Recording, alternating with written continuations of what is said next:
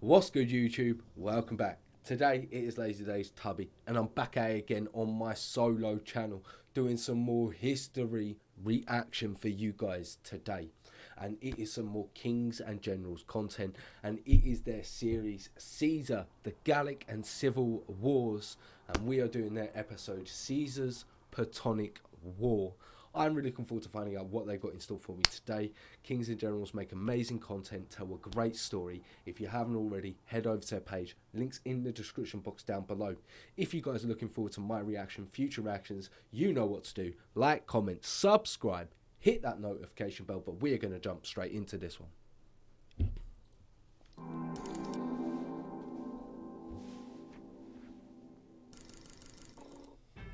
Caesar's civil war was very different from any other civil conflict in history, as he not only fought his internal enemies, but had to take on various foreign powers in order to maintain Roman power.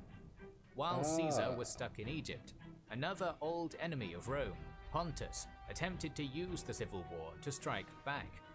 Ruled by the son of Mithridates VI, Pharnaces II, the Hellenistic kingdom forced Caesar to divert his armies yet again, leading to the famous battles of Nicopolis and I said Platonic, didn't I? It's not Platonic now, I'm reading it. Zela. It is our honor to announce that this episode is sponsored by Total War Rome Remastered and Expansions. Support best strategy games ever by clicking the link in the description. At the end of 48 BC, while Caesar was besieged in Alexandria, the fruits of his victory at Pharsalis seemed to be crumbling. Rome, governed by Antony, was in chaos. The Pompeian faction in North Africa was rebuilding a large army, and there had been rebellions and pro-Pompeian insurrections in Spain and Illyria. Caesar had continuously been recruiting to try and contain the situation, reinstituting legions 1, 2, 3, and 4, some of which were made primarily of ex-Pompeian soldiers. But the problems persisted. One of the most pressing of these problems was in Asia Minor. Son of the infamous enemy of Rome, Mithridates VI, the king of Bosphorus, Pharnaces II, was eager to return Pontus under his control, and he had seized upon the opportunity presented by the civil war and attacked a number of Rome's allies in the area. Caesar's victory could not be so quickly tarnished by a foreign king. Pharnaces had to be dealt with.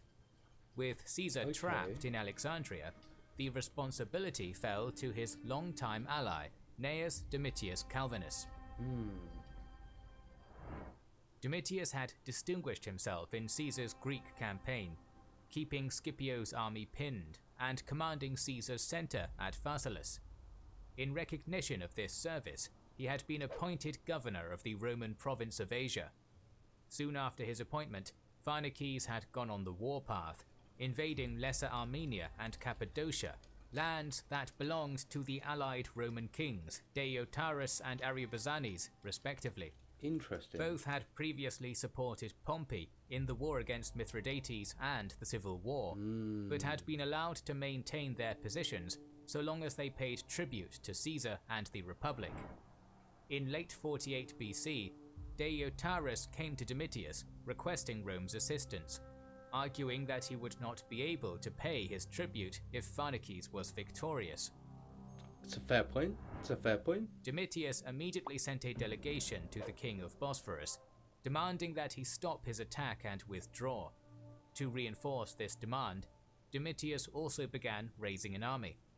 He had originally been assigned 3 legions by Caesar, the 35th, 36th, and 37th, formed from some of Pompey's men after Pharsalis.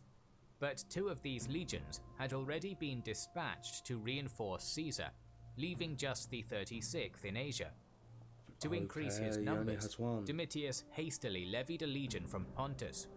Deiotarus, who had adopted the Roman military style, training his men in the legionary tradition, supplied 2 more legions of his own, plus 100 cavalry, with Ariobarzanes contributing a further 10,000 infantry and 100 cavalry. Okay, that's a nice force. That's a nice force. In total, Domitius's army numbered around 30,000 infantry and 1,000 cavalry. all now marched to Pontus to put pressure on Pharnaces. Pharnaces soon replied to Domitius's message, stating that he had withdrawn from Cappadocia but had taken Lesser Armenia for himself, claiming it as his right through his father's conquests, offering to wait until Caesar arrived to mediate the matter. In reality, Pharnaces had only abandoned Cappadocia because it was too distant from his homeland to be practically defended, while Lesser Armenia was next to his own kingdom.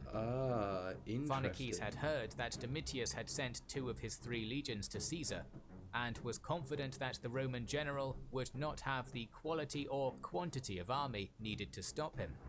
Pharnaces' confidence was well-founded. His army was well-trained and experienced, being veterans of over 20 battles.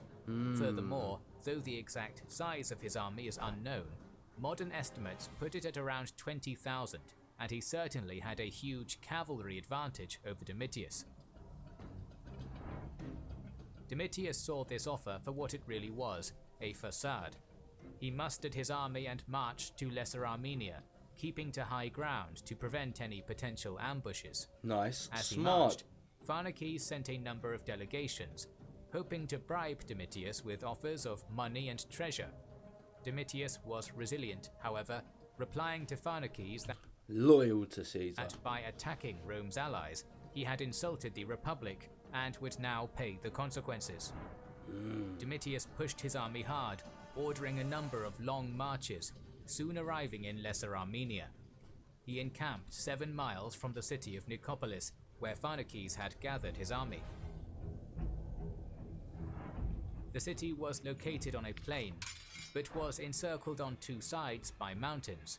In order to reach the city, Domitius would have to march through a pass in these mountains, presenting Pharnaces with an ideal situation to ambush his enemy. Choosing his best infantry and almost all his cavalry, he had them lie in wait in the pass. To better conceal his plan, Pharnaces also ordered cattle and peasants into the defile to maintain a look of normalcy. He also kept up his facade of finding a diplomatic solution, sending constant peace envoys to Domitius. Unfortunately for Pharnaces, these envoys somewhat backfired, with Domitius staying in camp for a number of days, attempting to genuinely negotiate with Pharnaces' ambassadors. As the days passed, Pharnaces grew increasingly worried that his ambush would be discovered. Yeah, of course. Not wanting to risk his men, Pharnaces ordered them to withdraw from their positions. He would have to wait to fight a battle in the open. He did not have to wait long. Domitius saw that peace would be impossible, and marched his force closer to Nicopolis and began to fortify a second camp. As they began to encamp, Pharnaces' army poured out of the city and drew up for battle. Pharnaces knew that his cavalry was his greatest advantage, and that they would be wasted in the city, but the plains in front of the city would be ideal terrain for them. Hastily, Domitius completed his camp, drawing his army inside. It is probable that Domitius had originally planned to besiege Pharnaces inside Nicopolis, and so negate his cavalry advantage. Now it seemed that the tables would be turned, and Domitius would be the one besieged in the fort. The following night, Pharnaces intercepted messengers from Caesar, telling Domitius of his situation in Alexandria and requesting immediate reinforcements. Seeing a golden opportunity, Pharnaces let these messengers go, sending them to Domitius. Domitius was now caught in a dilemma. On the one hand, he could keep his force inside the fort, which would better preserve his army, but would mean he would not be able to reinforce Caesar, possibly jeopardizing the whole Alexandrian campaign. On the other hand, he could leave the fort to try and force a quick battle against Pharnaces before rushing to Caesar, but would first have to fight in open terrain, where Pharnaces' cavalry would have an advantage. What's he gonna do?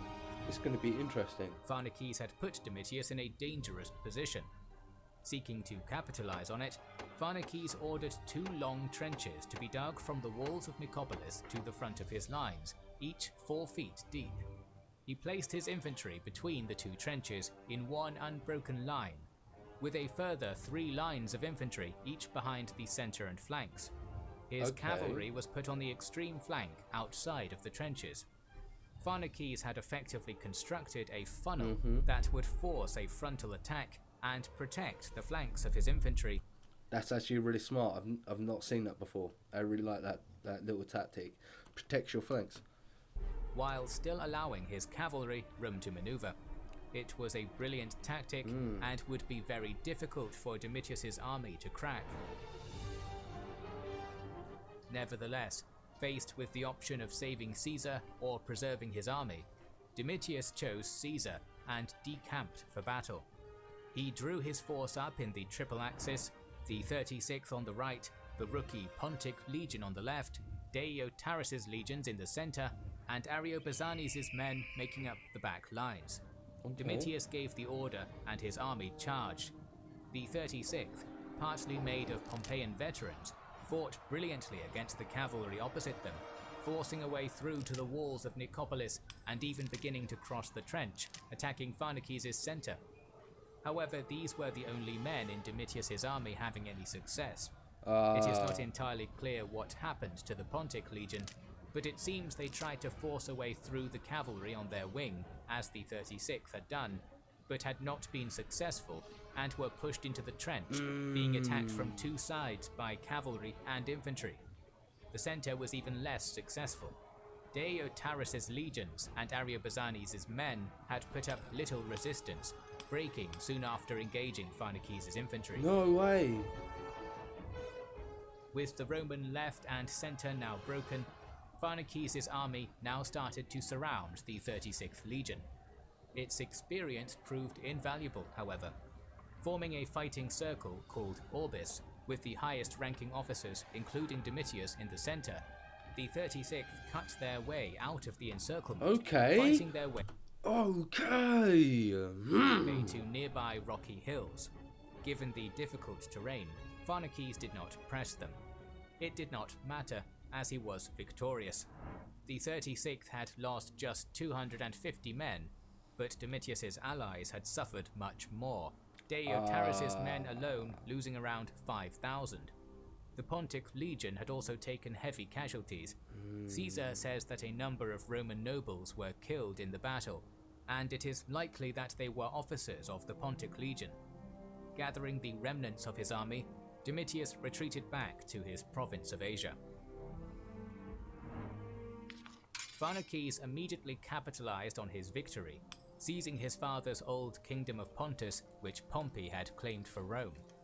He stormed a number of Roman-held towns, putting many Roman citizens to death, castrating Roman boys, and plundering the treasuries.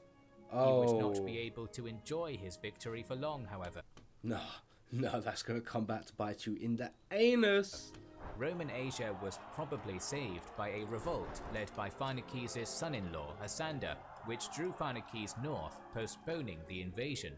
Caesar, by now, had won the Battle of the Nile and had received word of Domitius's defeat. He was now en route to personally handle the situation. Caesar arrived in Syria, spending a few days sorting out administrative problems in the province before leaving his kinsman Sextus Caesar in control and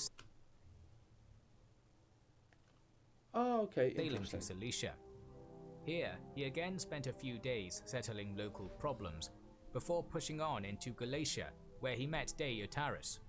The latter was somewhat nervous of Caesar, as he had previously sided with Pompey. The king sought forgiveness, explaining that due to his position in the east, he had little choice but to support Pompey. With customary clemency, Caesar forgave Deiotarus, though he did chide him for his decision. Okay, that's interesting. But once again, it shows Caesar wanted to try and get people on his side and play that political side to make himself look like he was the right guy in that situation.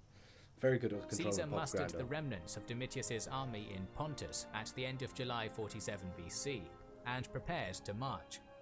The 6th Legion, that he had brought with him from Alexandria, had taken many casualties over the years, and more still had been taken seasick after sailing from Syria to Cilicia, reducing their numbers to less than 1,000. The rest of the army was formed by one of the remaining legions of Deiotarus, the remnants of the Pontic Legion, and the 36th. In total, Caesar's army may have numbered somewhere around 15,000, with the 6th and some of the 36th the only ones who could be considered veterans. With Pharnaces' army being larger and more experienced, this would seem likely to be a long and difficult campaign for Caesar. Nah, Caesar's in control. It's going to be completely different. Caesar's arrival forced the Bosporan king to stop his movement to the north.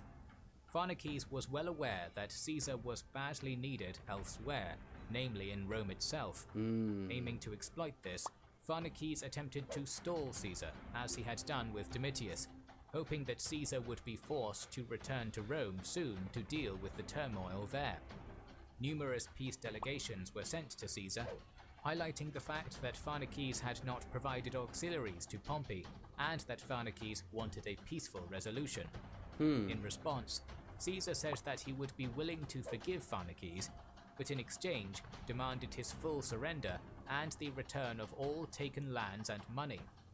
Still wanting to buy as much time as possible, Pharnaces initially agreed to these demands, but deliberately delayed, pushing back the date he planned to withdraw his troops.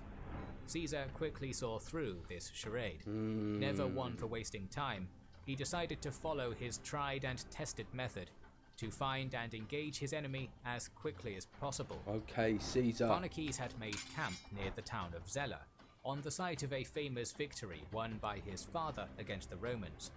His camp was in a strong defensive position on high ground, with a track linking his camp to the town to maintain his supply line, and a valley protecting his flank.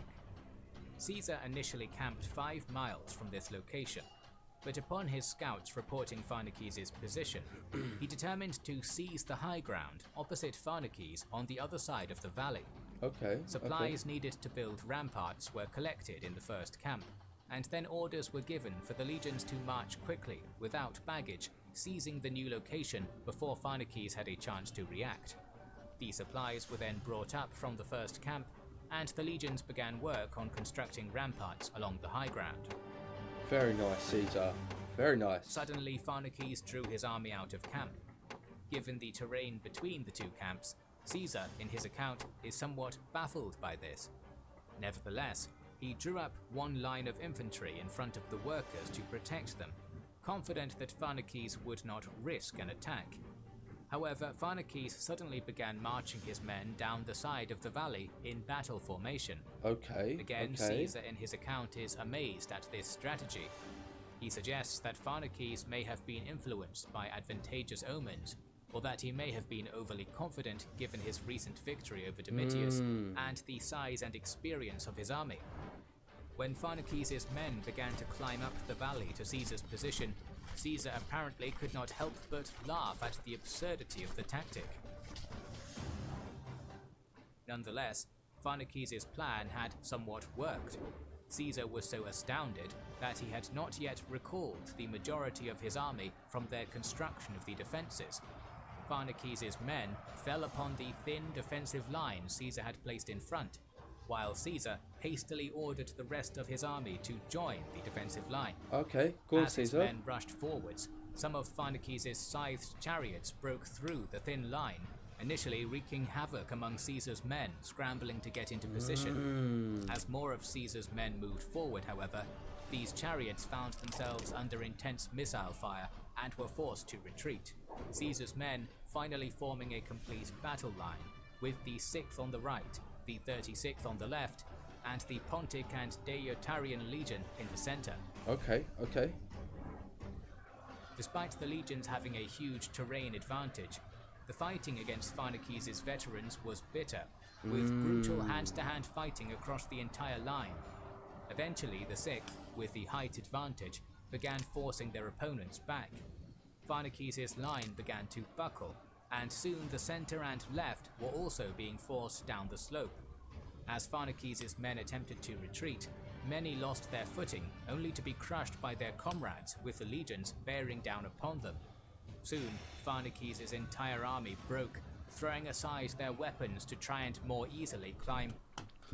Could you imagine you're running away and you trip over and you just have thousands and thousands of Roman men with their armour just coming along and stepping on you because they think you're a dead body? That might be one of the worst ways to go, I think. Yeah, that, drowning and being burnt alive. Yeah, being trampled to death. Yeah, not for me. I'm alright. Thank you very much. Back up the valley to their camp, Caesar ordered his men to pursue, pushing up the hill and storming the camp, killing the few men Pharnaces had left to guard it.